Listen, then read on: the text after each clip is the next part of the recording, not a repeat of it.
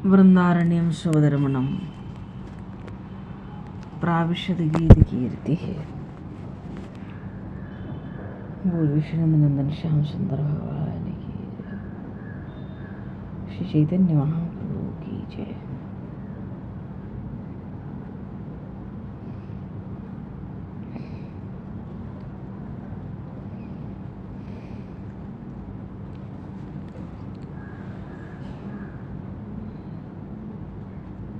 इस संसार की यात्रा में 3 प्रकार के यात्री होते हैं।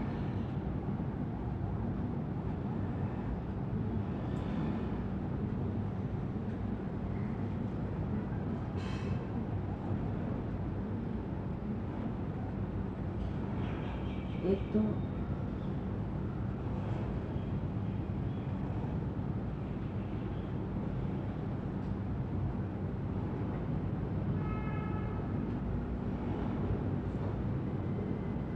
संसार में वस्तुतः असंख्य जीव हैं,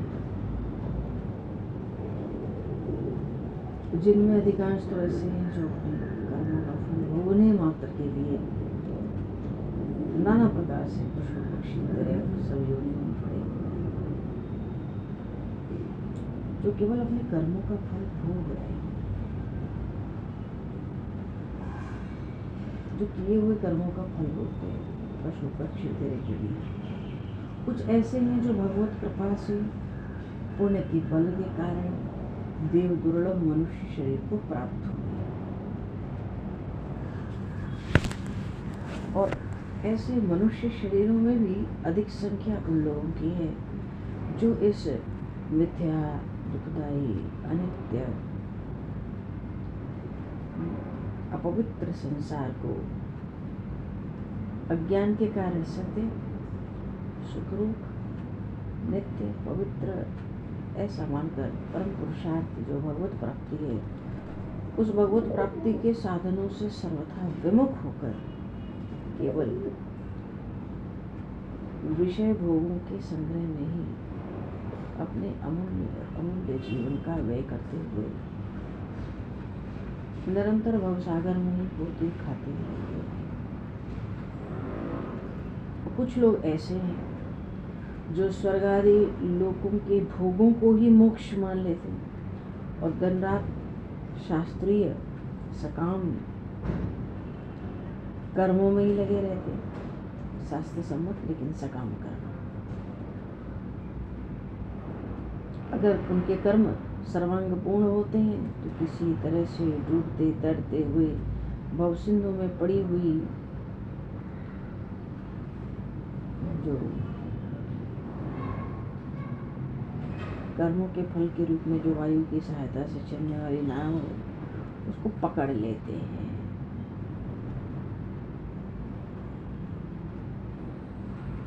नाव को पकड़ लेते हैं और उसकी भावना से अपनी भावना के उसकी सहायता से अपनी भावना के अनुसार देवताओं के लोक मानो स्वर्ग आदि लोगों को प्राप्त होते हैं, क्योंकि उनके सकाम कर्म उसी की प्राप्ति के लिए थे। स्वर्ग आदि को वो मोक्ष सुख मानते हैं तो उनको प्राप्त होते हैं। जैसे गीता जी में भगवान ने कहा, देवान देवी जो यान्ति भक्त्वा यान्ति मामपि, जो जिसको भजता है वो उसी को प्राप्त होता है। देवताओं को भजने वाले देवताओं को प्राप्त होते हैं और मुझे भजने वाले मुझे प्राप्त होते हैं।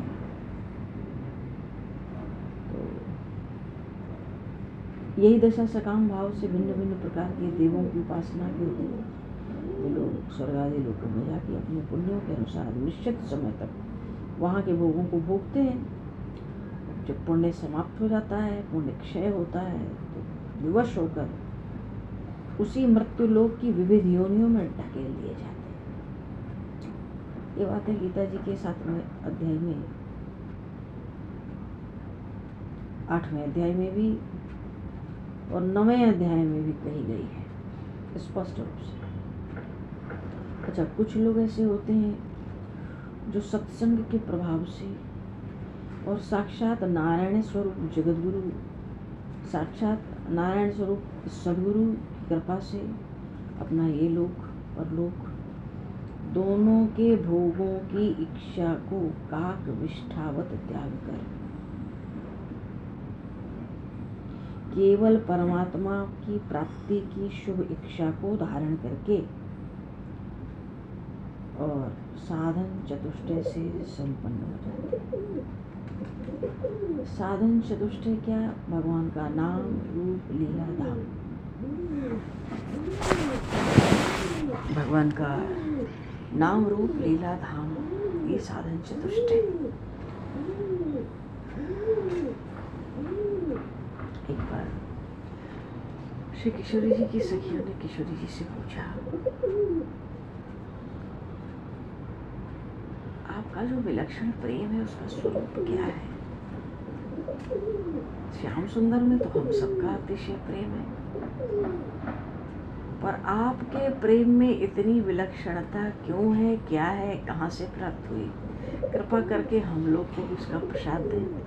तो श्री जी ने कहा, मुझ में कहाँ प्रेम है, अब मैं क्या जानूं प्रेम। हाँ, ये जानती हूँ कि उन श्याम सुंदर का कोई नाम ले ले, कोई गुण सुना दे, उनकी कोई लीलाओं का स्मरण करा दे, अथवा तो धाम का स्मरण हो जाए जहाँ उनके नित्य विहार की लीलाएं अनादि रूप से, नित्य रूप से चलती हैं, तो फिर मुझे अपने शरीर की सुध नहीं रहती, श्रवण मात्र से सुध नहीं रहती। कैसी प्रेम की पराकाष्ठा है। तो कुछ ऐसे हैं भाई जो सत्संग के प्रभाव से साक्षात भगवत स्वरूप सद्गुरुदेव की कृपा से इस लोक में परलोक में जितने भोग हैं, सुख हैं, साधन हैं, काक विष्ठावत त्याग देते हैं। क्योंकि भगवत प्राप्ति के मार्ग में दो प्रधान बाधाएं हैं। एक तो ये विषय सुख, भगवान को छोड़कर कहीं भी हमारे इंद्रियां जाएं वो बाधा ही है। जैसे भगवान श्री राम माता जानकी के साथ, लक्ष्मण जी के साथ दंडक वन में बराज रहे। श्री सीता जी की दृष्टि किस पर पड़ी? उस स्वर्ण के मृग पर। हे नाथ, इसको अयोध्या ले चलेंगे, और कहीं अयोध्या न ले चल सके तो आप इसका वध करके इसका मृग चर्म ले आएंगे। तो राम जी के सौंदर्य से हटकर दृष्टि कहाँ गई? मृग के सौंदर्य पर। क्या परिणाम हुआ? अच्छा, दृष्टि गई तो गई, फिर लक्ष्मण जी को प्रभु सहेज गए कि सीता जी की रक्षा करना हमारे पीछे। बल बुद्धि विद्या, बल बुद्धि विवेक, समय को विचार के, चार बातें प्रभु ने कही। समय भी देखना, बल बुद्धि भी लगाना, विवेक भी रखना, इन सब का सदुपयोग करके जानकी की रक्षा करना। हुआ क्या? लक्ष्मण जी को भेजने लगी श्री जानकी मैया। लक्ष्मण जी नहीं जाते तो कठोर शब्द सुनाए, जिसके कारण लक्ष्मण जी को श्री लक्ष्मण रेखा खींचकर जाना पड़ा। तो एक तो प्रभु को छोड़कर दृष्टि गई, प्रभु से सुंदर कोई और लगा, वो मृग। और दूसरे भक्त अपराध। श्री लक्ष्मण जी महाराज परमाचार्य हैं, तो भक्त अपराध भी हुआ ना। तो क्या श्री किशोरी जी से भक्त अपराध हो गए, या उनकी कोई इंद्रिय प्रभु को छोड़ के कहीं और जाए? ये संभव है? ये संभव नहीं है। फिर ये लीला हुई कैसे? अरे, श्री किशोरी जी की दृष्टि प्रभु के सौंदर्य को छोड़ के मृग के सौंदर्य पे गई कैसे? बड़ा भारी प्रश्न है। और फिर लक्ष्मण जी, जिन्होंने कभी श्री जानकी जी के चरणों के ऊपर कुछ, चरणों को छोड़ के कुछ दर्शन ही नहीं किया। बन को गए लखन है लरिका, ऐसा तो वात्सल्य लुटाती थी श्री जानकी मैया। तो उन्होंने कठोर वचन कैसे कह दिए उन परमाचार्य लक्ष्मण जी महाराज को, जीवों के परमाचार्य है। कारण क्या था कि वो श्री जानकी माता नहीं थी जिनको वो मृग बढ़िया लगा, सुंदर, और राम जी को कह दिया आप जाओ ले आओ। तो राम जी भी दूर गए और वो मृग तो भाग ही रहा था दौड़ाने के लिए। और भक्त अपराध भी हुआ, लक्ष्मण जी को भी कठोर शब्द कहने पड़े। और सुंदरकांड के प्रसंग में जब हनुमान जी महाराज श्री जानकी माता से मिलते हैं और वहाँ से संदेश लेकर आते हैं, जब जानकी मैया ने संदेश दिया, तात प्रणाम तात सनका दीन दयाल वरद संभारे हरनाथ रूप संकट भारी। और उससे पहले कहा कि प्रभु को अनुज के साथ मेरा प्रणाम कहना। क्यों? विचार था, भक्त अपराध हुआ है। लक्ष्मण जी जो परमाचार्य हैं, उनको कठोर शब्द हमने कहे थे और उसका फल भली भांति मिला भी, पर ये सब हुआ क्यों? क्योंकि वो श्री जानकी माता नहीं है, वो तो छाया की जानकी है। वो तो प्रभु ने पहले ही, लक्ष्मण जी जब फूल लेने गए तो कह दिया, मैं कुछ करब ललित नर लीला, तुम पावक माँ करो निवासा। आप तो अग्नि में निवास करो और मैं कुछ समय राक्षसों का संहार करूँगा। तो वो तो छाया की सीता थी ना, छाया की जानकी। उस छाया की जानकी से ही अपराध हुआ। क्या? प्रभु का सौंदर्य। क्यों? भगवान को तो लीला करने के लिए छाया की जानकी का निर्माण हुआ। छाया की सीता, जिसको बोलचाल की भाषा में माया की सीता कहते हैं। नहीं तो कहाँ श्री सीता जी का प्रेम प्रभु के प्रति और प्रभु का सौंदर्य छोड़ के मृग का सौंदर्य मालूम पड़ सकता है, और उनसे वैष्णव अपराध हो सकता है, परमाचार्य परम भक्त का अपराध हो सकता है, प्रभु के सेवक का जो 14 वर्ष दिन रात सेवा करते रहे। संभव नहीं है। यहाँ कहने का भाव है कि वैष्णव अपराध बन जाए और भगवान को छोड़ के हमारी इंद्रियां कहीं भी गमन करें, यही भगवत प्राप्ति में कहीं भी इंद्रियां डोलें, तो इंद्रियों की चंचलता और भक्त अपराध, वैष्णव अपराध, ये सबसे कठिन बाधा है भगवान की प्राप्ति में। श्री जानकी मैया ने अपने चरित्र से दिखा दिया, भले वो माया की सीता थी पर दिखा दिया प्रभु का वियोग हुआ, लंका जाना पड़ा, बड़ा भारी कष्ट सहना पड़ा। तो क्या हम लोग दिन रात भक्त वैष्णव अपराध करते हैं? हम लोग की इंद्रियां इतनी चंचल रहती हैं प्रभु को छोड़ के, तो क्या हमें लंका नहीं जाना पड़ेगा?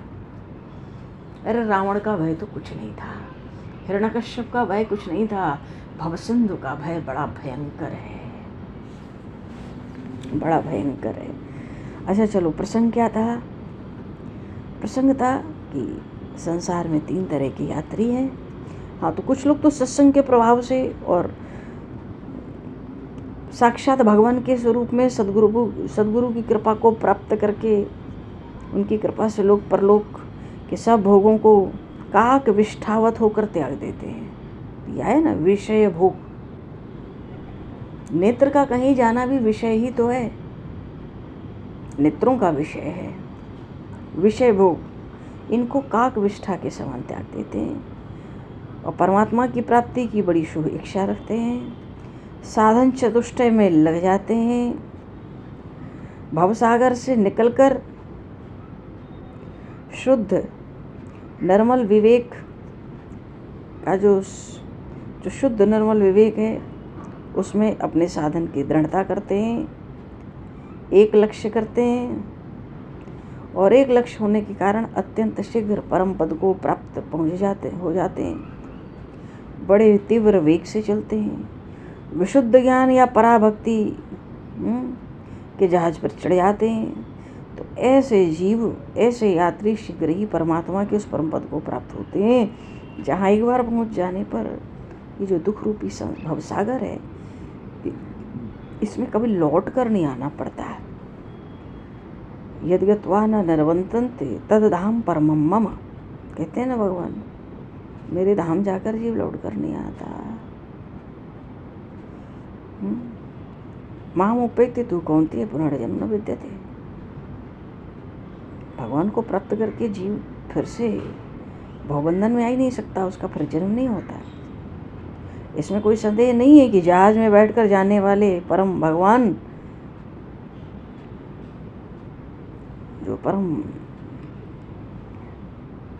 जो बड़भागी, बड़े पुण्यशीला, जो सत्पुरुष महापुरुष हैं, वो थोड़े होते हैं जो ऐसी जहाज में बैठकर भगवान के परम पद को शीघ्र प्राप्त करते हैं। वो कहते हैं, गीता जी में कहा ना प्रभु ने कि मनुष्याणाम 7वें अध्याय में संभवतः, मनुष्याणाम सहस्रेषु कश्चित् यत् सिद्धे यत् तामपि सिद्धानां कश्चिन् माम वेत्ति तत्वतः। हजारों मनुष्यों में कोई एक ऐसा शुद्ध होता है। अरे क्या, वहाँ तो बहुत श्रृंखलाएं भगवान ने बताई, हजारों कहाँ, करोड़ों करोड़ों लाखों की चर्चा है। पर स्मरण रखना चाहिए, यदि किसी को दुखों से सदा के लिए छूटकर भगवान के स्वरूप में मिलने की इच्छा हो, तो उसके लिए एकमात्र यही उपाय है कि भगवत स्वरूप सद्गुरुदेव की शरण होकर विचार विवेक के द्वारा विशुद्ध ज्ञान के जहाज पर सवार होने का प्रयत्न करना चाहिए।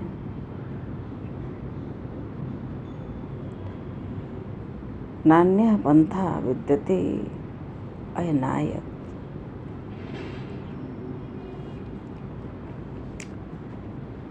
तो ऐसा वस्तुतः परमात्मा के सिवाय अपना कोई है नहीं। ये तो महापुरुष हमारे सदग्रंथ बार बार पुकार के कहते हैं। परिवार हो, धन हो, वैभव हो, शरीर हो, इंद्रियां, अंतःकरण, कुछ भी अपना नहीं है। भक्तिमती श्री मीराबाई जी कहती थी, मेरे तो गिरधर गोपाल, दूसरों न कोई। तो ये श्री मीराबाई जी का सिद्धांत बहुत बढ़िया है। गोस्वामी जी कहते हैं, एक भरोसो एक बल एक आस विश्वास, एक राम घनश्याम है चातक तुलसीदास। तो भगवान तो सब स्थान में है, सब समय में है, और सब में है तो हमारे में भी है, सबके हैं तो हमारे भी हैं। तो हम एक एक भगवान को अपना कह सकते हैं, और फिर भगवान के समान हित करने वाला दूसरा कोई है भी नहीं।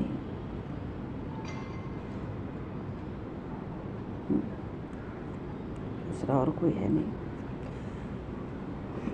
बोली श्री चैतन्य महाप्रभु की जय। थोड़ा सा हम लोग भी लीला चरित्रों में चलें।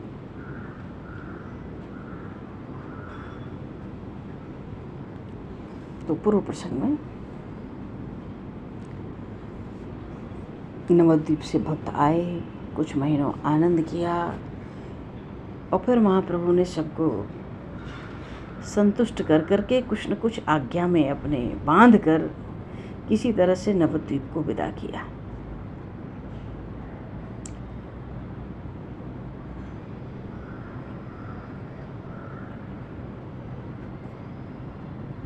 महाप्रभु श्री गौरांग देव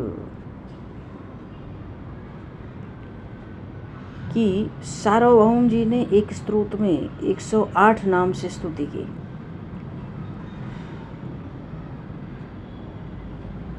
तो उसमें एक नाम बड़ा विलक्षण है और बहुत विशेष भी है, अदोषदर्शी।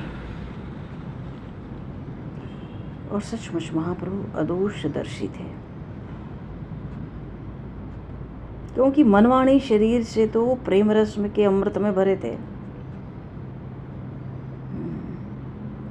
अपने उपकार की परंपराओं से वो त्रिभुवन को प्रसन्न करते हैं भाई।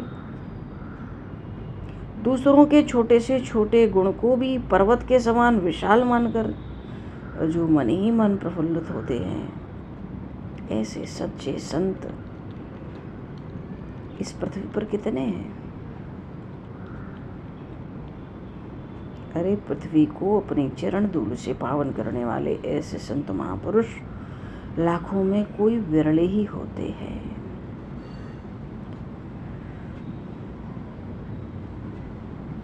कि भाई मुख से दूसरों की बुराई ना करते हो। इतना ही नहीं, लोगों के दोषों की ओर भी ध्यान नहीं देते ऐसे महापुरुष।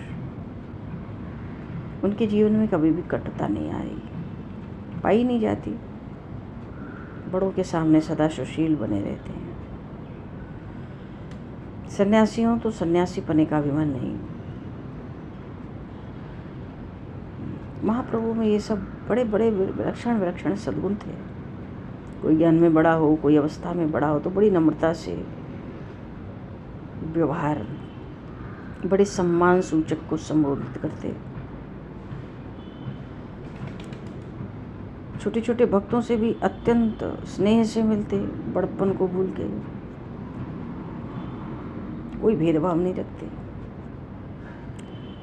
इन्हीं सब कारणों से तो भक्त इनको प्राणों से अधिक प्यार करते थे।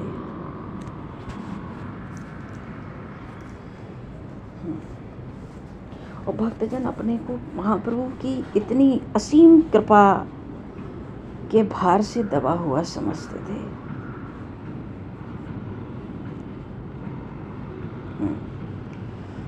तो जहाँ अत्यंत ही प्रेम होता है, वहीं भगवान भी प्रकट हो जाते हैं। उन भगवान का ना तो कोई निश्चित रूप है, न कोई एक निश्चित नाम है, नाम रूप से परे हैं, असंख्य नाम असंख्य रूप। इसको जो नाम और रूप प्रिय हो, उसी नाम रूप के द्वारा प्रभु प्रकट हो जाते हैं।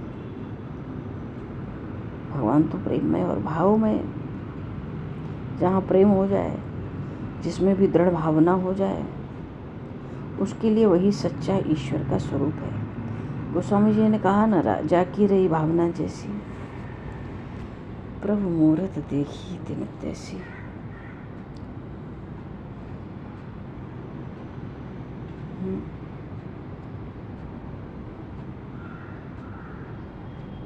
तो भक्त भी उन प्यारे प्रभु का गुणगान करने के लिए विवश हो जाता है।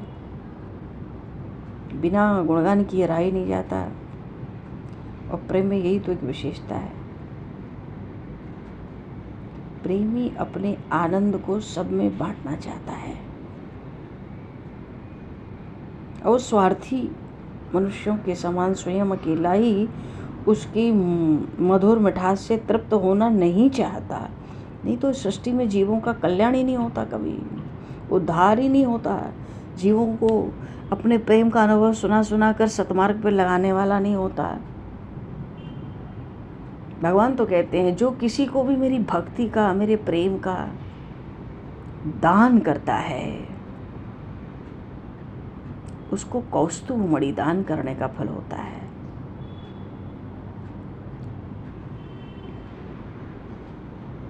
और भगवान को तो भक्त इतने प्यारे हैं, भगवान कौस्तुभ मणि कभी नहीं उतारते।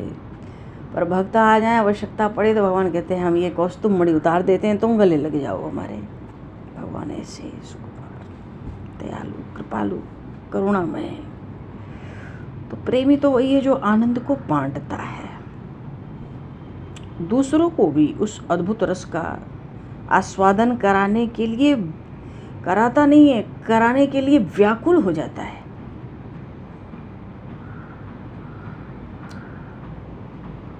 और उस व्याकुलता से विवश होकर वो भगवान का गुणगान करने लगता है और साधकों को उस प्रेम रस का स्वाद कराने लगता है। गौड़ देश के सभी गौर भक्त महाप्रभु के प्रेम से इतने छक गए थे, वो भी अपनी मस्ती रोक नहीं पाते थे। उन दिनों भगवान श्री कृष्ण के ही मधुर नामों का कीर्तन होता था।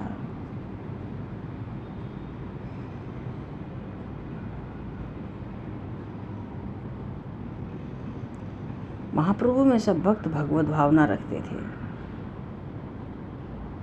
और सबके अग्रगण्य श्री अद्वैताचार्य,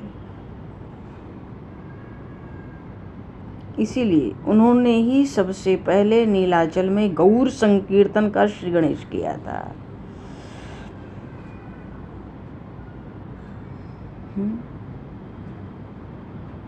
और तब तक गौरांग प्रभु के संबंध में पदों की रचना नहीं हुई थी। इसीलिए श्री अद्वैताचार्य स्वयं ही पद बनाते हैं, श्री चैतन्य नारायण करुणा सागर।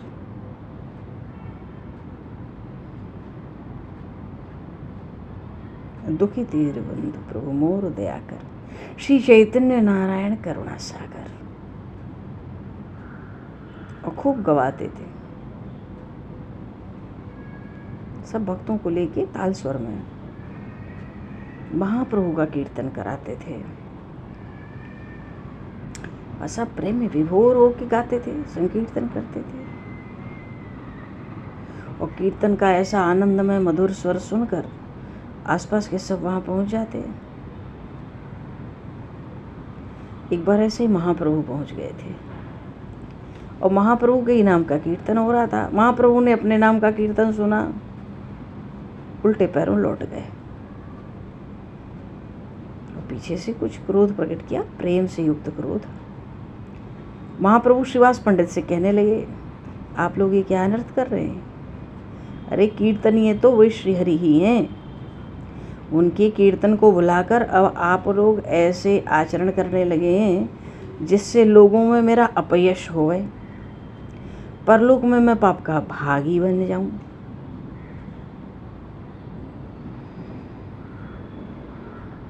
तो इसी बीच कुछ गौड़ीय भक्त संकीर्तन करते हुए जगन्नाथ जी के दर्शनों से लौटकर प्रभु के दर्शनों के लिए आ रहे थे। और बड़े जोर से जय जयकार करते हैं प्रभु को देखे, जय चैतन्य की, जय सचल जगन्नाथ की। ऐसे भक्त लोग उनकी जय जयकार करते थे। सचल जगन्नाथ आप हैं और अचल जगन्नाथ मंदिर के अंदर मानो। जय सन्यासी वेशधारी श्री कृष्ण की जय जयकार होती थी। ऐसे श्रीवास पंडित ने प्रभु से कहा, प्रभु आप तो हमें जैसी आज्ञा देंगे हम वैसे ही न करेंगे। हम संसार का मुख थोड़ी ही बंद कर सकते, आप हमारा मुख बंद करेंगे? ये देखिए भारी भीड़ आपके नाम का कैसे जय जयकार करते आ रही है। अब आप ही बताएं इनको किसने सिखा दिया? तो महाप्रभु कुछ लज्जित होकर चुपचाप बैठ गए, कुछ उत्तर नहीं दिया प्रभु ने।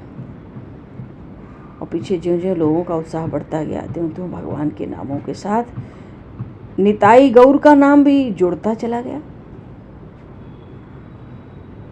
भगवान के नाम का कीर्तन, निताई गौर के नाम का कीर्तन, और पीछे तो भाई निताई गौर का ही कीर्तन प्रधान बन गया।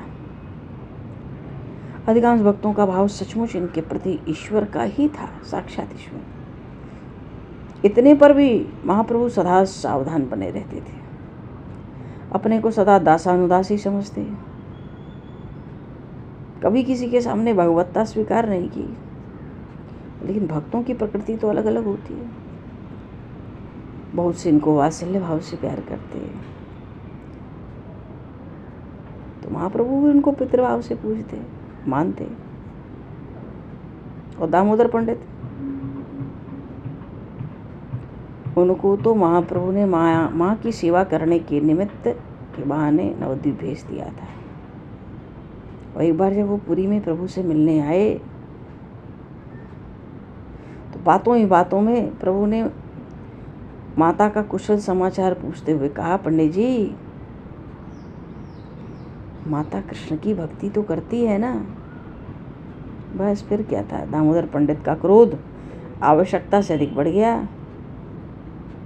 माता के चरणों में बड़ी श्रद्धा रखते थे, स्पष्ट वक्ता ऐसे थे कि महाप्रभु जो भी कार्य उनको अशास्त्रीय और अनुचित उनको लगता था ऐसा कुछ है तो उसी समय सबके सामने ही कह देते थे।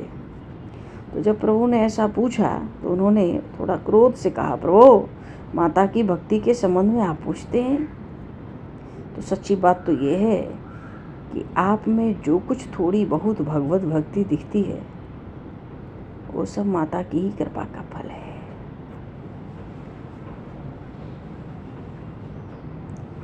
दामोदर पंडित के ऐसे उत्तर को सुनकर प्रभु प्रेम में विभोर हो गए। अपनी प्रेममयी माता के स्नेह का स्मरण करते हुए गदगद कंठ से कहने लगे, पंडित जी आपने बिल्कुल सत्य बात कह दी है। माता की भक्ति को कोई क्या समझ सकेगा? आपने ही यथार्थ में माता को समझा है। हाँ, सचमुच मेरे हृदय में जो कुछ भी श्री कृष्ण भक्ति है वो माता का ही प्रसाद है, उन्हीं की कृपा है। हाय हाय, ऐसी प्रेममयी जननी को भी छोड़कर मैं चला आया। इतना कहते कहते प्रभु वस्त्र में मुख ढक कर रोदन करने लगे। यह उन महापुरुष की दया ही है जिन्हें भक्तजन साक्षात सचल जगन्नाथ समझते थे। दामोदर पंडित के रूखे उत्तर का कुछ भी बुरा नहीं माना, बल्कि उनकी प्रशंसा की। तभी तो आज असंख्य जीव गौर चरणों का आश्रय ग्रहण करके असीम आनंद का अनुभव कर रहे हैं और अपने मनुष्य जीवन को धन्य बना रहे हैं।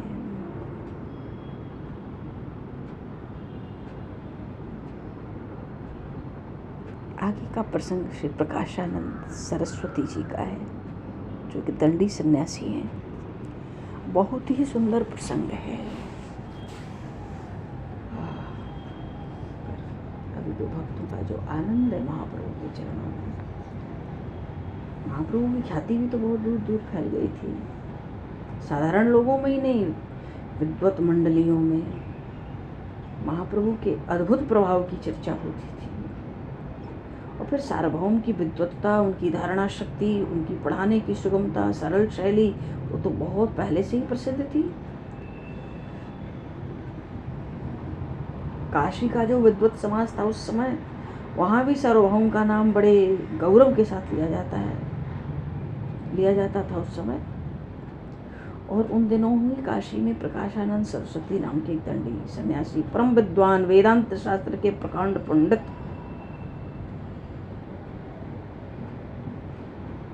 और वो सार्वभौम जी की जो अलौकिक प्रतिभा थी, जो प्रचंड पांडित्य था, उससे खूब परिचित भी थे। पर जब उन्होंने ये सुना कि जगन्नाथपुरी में एक नई अवस्था के युवक सन्यासी विराजमान है और सार्वभौम जैसे विद्वान अपने वेदांत ज्ञान को तुच्छ समझकर उनके चरणों में भक्ति करते हैं और उनको साक्षात ईश्वर समझते हैं, तब तो प्रकाशानंद सरस्वती को बड़ा आश्चर्य हुआ था। क्यों? उनकी तो अद्वैत वेदांत की निष्ठा थी।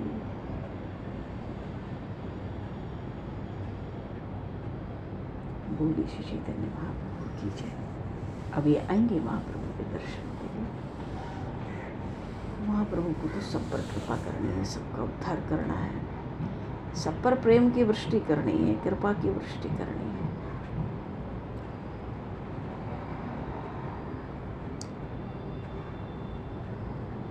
श्री चैतन्य महाप्रभु की जय। श्री राम राजा सरकार की जय।